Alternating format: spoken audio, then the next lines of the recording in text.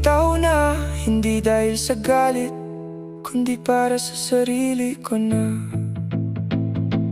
Kaya heto na ang muling paalam, sa kwentong ako lang ang